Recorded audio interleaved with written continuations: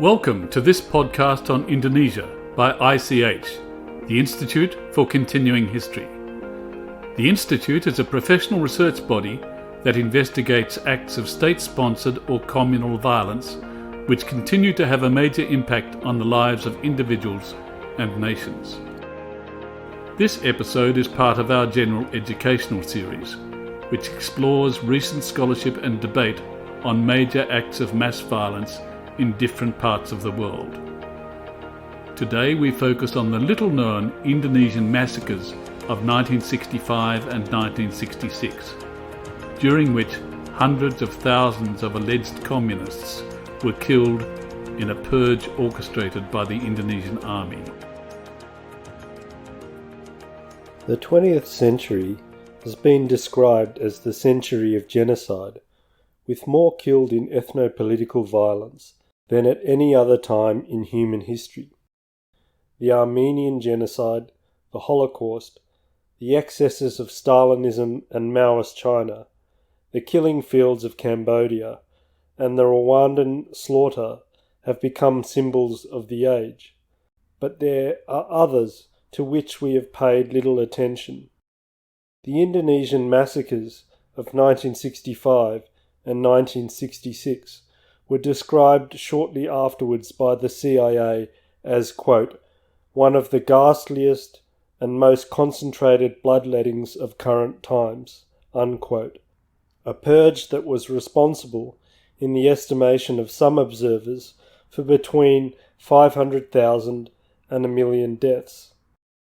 The killings occurred across the breadth of the Indonesian archipelago and were extraordinarily brutal, performed in the main by basic weapons, swords, knives, spears, and frequently accompanied by beheadings and mutilation. And yet they rapidly slipped from view as the military regime of General Suharto took control, slamming the door on dissonant voices and courting favour with the West. That situation has gradually changed since the fall of Suharto in 1998, leading us to understand more about one of the world's least known massacres.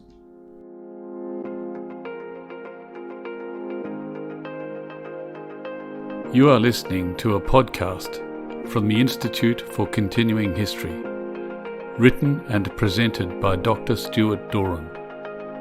The website of the Institute for Continuing History is continuinghistory.org.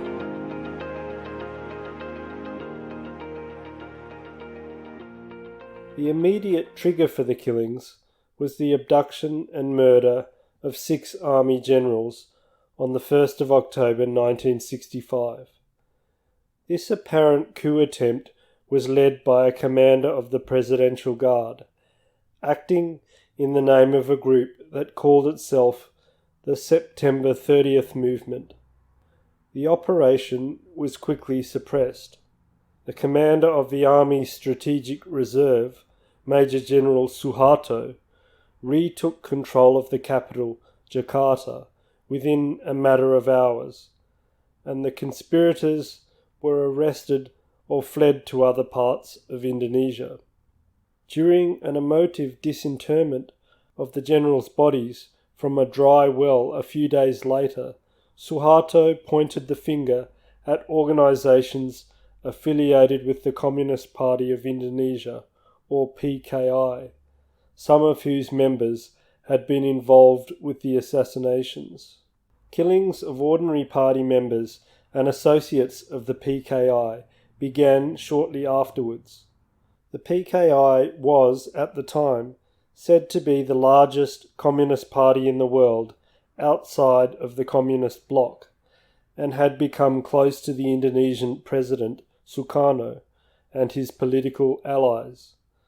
Sukarno remained in office after the suppression of the September 30th movement, and while Suharto had taken control of the streets, it was by no means certain that he and the army would win the subsequent political tussle.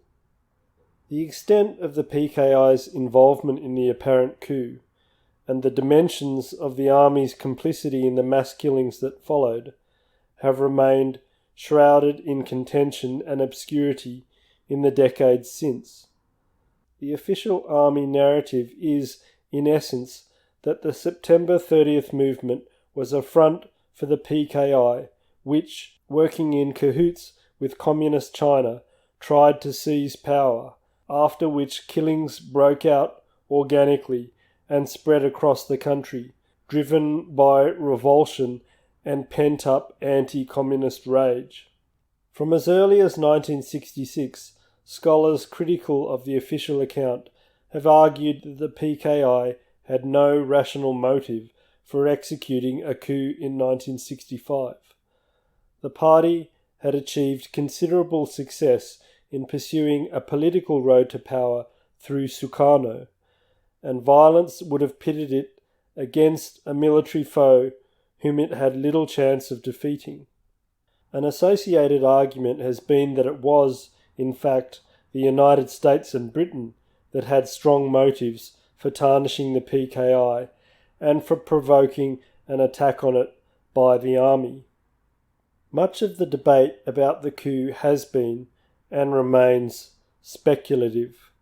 Available evidence suggests that neither Beijing nor Western powers orchestrated the coup, although a study of 2006, drawing on new documents, suggests that the head of the PKI may have been involved in the planning of the coup without the knowledge of his colleagues, and that he had told Mao about the plans in broad terms. The debate will continue and may never be satisfactorily settled. What no serious scholar, nor the regime itself, has contested is that the political left in Indonesia was, in effect, wiped off the map, and that meant not only an attack on the leadership of the PKI, but the murder of many thousands of the party's ordinary supporters, who had no involvement with the September 30th movement. The killings began in Aceh province on the northern tip of the island of Sumatra in early October, only days after the coup. They ceased abruptly in November, by which time 10,000 were dead, according to an estimate by historian Jessica Melvin. In central Java, 2,500 kilometres away, massacres started in late October and ended in mid-1966. A figure of 140,000 dead, based on a US diplomatic document, is typically cited. In early November, mass killings took off in neighbouring East Java and in North Sumatra, which bordered Aceh, where the first killings were, at that stage, continuing. A British consul based in North Sumatra's provincial capital estimated that 40,000 had been slaughtered by the time the ferment settled in March 1966. A Swedish official estimated that a combined total of 90,000 were killed in North Sumatra and Aceh. A Swedish missionary suggested that 200,000 were killed in North Sumatra alone. In East Java, although the killings were tapering there during December, a matter of weeks before they had begun, historians have proffered figures of between 150,000 and 200,000 dead. A contemporary estimate by the West Germans put the number at 70,000. In supposedly tranquil Bali, killings started in December and reached 80,000 within 3 months, nearly 10% of the population, according to calculations by historian Geoffrey Robinson. The significant variation in estimates, and the fact that a number are derived from impressionistic contemporary observations, indicates a large margin of error. Some of the figures are likely to be well wide of the mark. Historian Robert Cribb has written that a, quote, scholarly consensus has settled on a figure of 400 to 500,000, but the correct figure could be half or twice as much," unquote. And he has concluded that it is most unlikely we will ever know how many perished. That is an all too common phenomenon associated with mass killings and long-lived regimes whose sheer durability tends to close the window in which forensic, oral, and documentary investigations can establish more accurate figures. Yet one thing is clear in the Indonesian case, namely that the numbers were significant because even the more conservative estimates are sizable. You are listening to a podcast from the Institute for Continuing History, written and presented by Dr. Stuart Doran. If you'd like to learn more about the Institute's work and explore some of our other projects, please visit continuinghistory.org. So precisely which groups and individuals were hunted down? Who were those whose lives suddenly came under threat in 1965 and 1966? What criteria were used for selecting victims? One of the features that distinguishes the Indonesian massacres from many other mass killings is that ethnicity played relatively little part. It was, as noted, the PKI that was front and centre. It became very dangerous very quickly to be a member of the Indonesian Communist Party. The criteria were then largely political, but also loosely associational. Indeed, the purge was so deep that many who were only tangentially connected to the PKI through family ties and other links were also targeted. Aside from their scale, the nature of the killings fed the notion, reflected in official histories and statements, that the people had run amok, that they had been overtaken by a wild, frenzied bloodlust. Certainly, the killings were not mechanical. They were distinguished by their often ferocious and sadistic character. Robinson, alluding to the weapons that were used, has described the Indonesian massacres as more akin to Rwanda or Cambodia than to the Holocaust. Drawing on a growing body of eyewitness accounts, he has also provided examples of the modes of killing that were seen in thousands of rural villages and towns across the archipelago.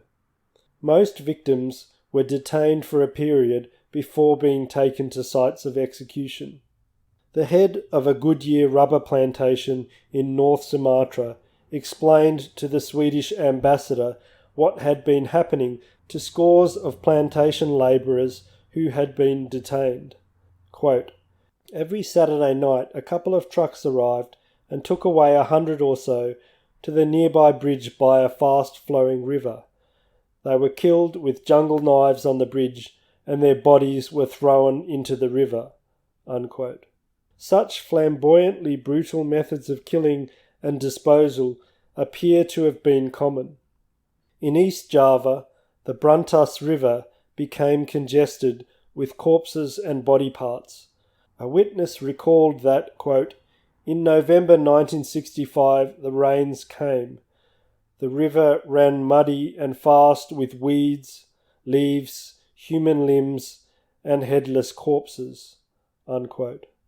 Another remembered, quote, "Usually the corpses were no longer recognizable as human, headless, stomachs torn open.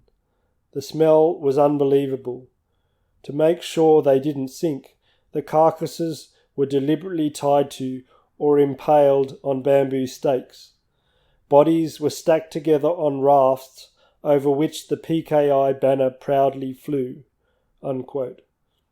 Beheadings, dismemberment, and public display of the remains occurred across the country. Headless bodies were left in sitting positions along roads. Heads were placed on bridges and paraded on poles. Genitalia were exhibited. Those who perpetrated the killings were, like their victims, defined largely by their politics and their institutional attachments rather than by other factors. They killed people from their own ethnic group, their own religion, and their own areas. Murders were most often carried out by members of anti-communist militia groups, student organisations, and civil defence formations that were associated with religious or political entities. Within that context, the precise role of the military, aside from the obvious involvement of some army personnel, has been a matter of controversy and conjecture for decades. Some scholars, pointing to wide variations in the extent and timing of violence in different provinces, have highlighted local factors, thereby de-emphasising the possibility of centralised control by the army. However, more attention has been paid to the role of the military in recent years, a process assisted by the fall of Suharto in the late 1990s. As a result, fingers have increasingly been pointed at the army as the key player in the killings. This trend can, for instance, be seen in the writings of Robert Cribb. In 2001, a few years after Suharto's demise, Cribb remarked that, quote, "At first glance, the army's role seems clearly secondary to that of the broader social and political tensions. Nonetheless, several factors point to a greater direct military role," unquote. By 2007 he had, quote, "come to the provisional but strong conclusion that the army played a central determining role in the killings," unquote. Others have since gone further. Melvin was the first person to access classified Indonesian government documents when she was accidentally given records of the National Intelligence Agency while conducting research at an archive in the province of Aceh. On the basis of an analysis of those documents, which dealt with military and civilian government activities during 1965 and 1966, she concluded that, quote, "the military leadership initiated and implemented the killings in Aceh as part of a coordinated national campaign," unquote. Robinson, for his part, has written, quote, "Who then was responsible for the mass killings of 1965 to 1966? To put the matter simply, it was the army. The evidence is now clear that the killings were deliberately encouraged, facilitated, directed, and shaped by the army's leadership. Without army leadership, the events of October 1st, 1965 would not have resulted in what some authors have called genocide," unquote. Melvin's conclusions draw on a regional case study of limited scope, and no one has accessed archives at military headquarters in Jakarta, but there is no doubt about coordination between the centre and regional commanders in Aceh or their lethal intent. Such activity squares with the more fragmented evidence for other regions, therefore pointing with near certainty to similar findings of centralised planning and choreography should further documentation become available. You are listening to a podcast from the Institute for Continuing History. The Institute's core work is cutting-edge, original research on some of the world's best concealed acts of mass violence. And we also track recent scholarship and debate on major episodes of violence that aren't covered by our own research programs.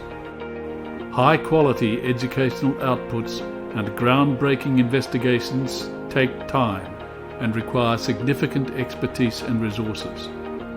So if you'd like to make a donation to our work, please visit continuinghistory.org. The reasons why the perpetrators of the Indonesian massacres were motivated to kill, and to do it on such a large scale, is a complex question that defies glib simplifications and shallow generalities. Nevertheless, the scholarship points to a range of internal and external elements that made Indonesia particularly fertile ground for such an event in the mid-1960s.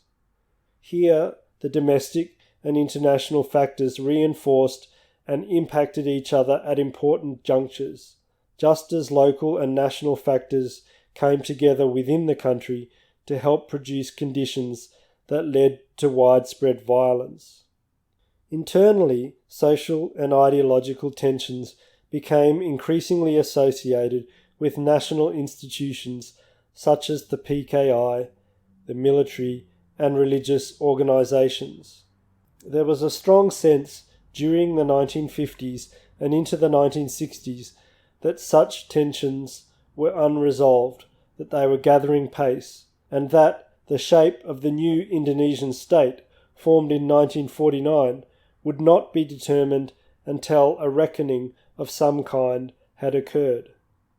Cribb has noted that the communists, who saw a socialist state as ideal, were bitterly opposed by Islamists who believed that religion should form the basis of national life, and who received strong support from village elites. The communists, for their part, garnered a significant following among the many Indonesians who were nominally Islamic, but who did not want to be governed by Islamic law. A third broad group was a loose collection of nationalists who emphasized modernity and development. One part of that group was represented by President Sukarno and his political acolytes. Another was represented by the largely anti-communist army. Relations between Sukarno and the army leadership had become increasingly strained in the 1960s as Sukarno moved visibly to the left.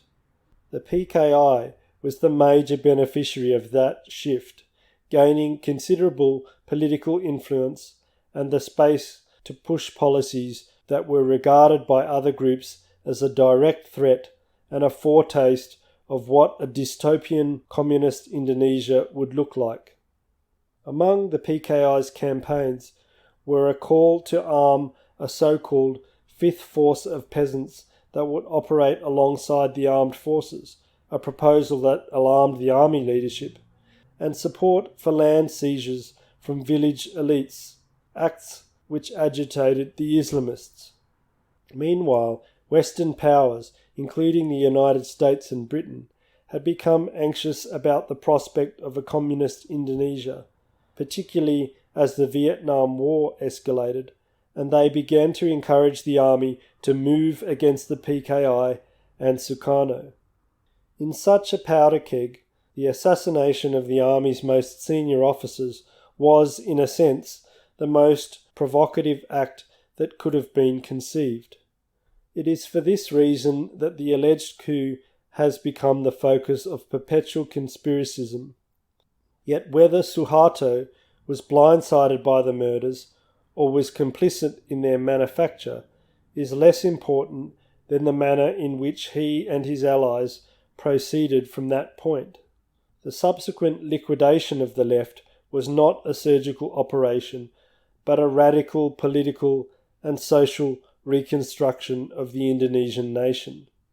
The PKI was eliminated in its totality, its leadership, its grassroots membership, and beyond, a process that was described by Suharto as a destruction of the September 30th movement, quote, down to the very roots, unquote. Those who were spared were detained, re-educated, and blacklisted over the decades that followed the killings. The long night for the survivors stands testimony to the enduring legacy of the Indonesian massacres. As with any mass killings, the residue is both visible and incalculable. Untold thousands were lost under circumstances that will prevent an accurate body count from ever taking place. Thousands of ordinary Indonesians also took part in the carnage, carrying their experiences and attitudes with them, impacting society with their pathologies in a multitude of ways that are no less real for the fact that they cannot be measured. The army and the regime, though they never embarked on another nationwide act of annihilation, nevertheless carried habits into the future as well.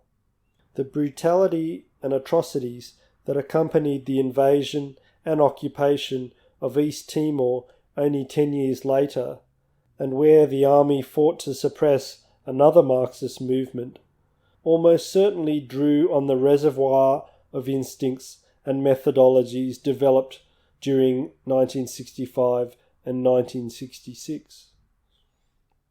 It is now more than 20 years since Suharto was removed from power, but the hope that some kind of accounting would take place is fading, and so are both survivor and perpetrator.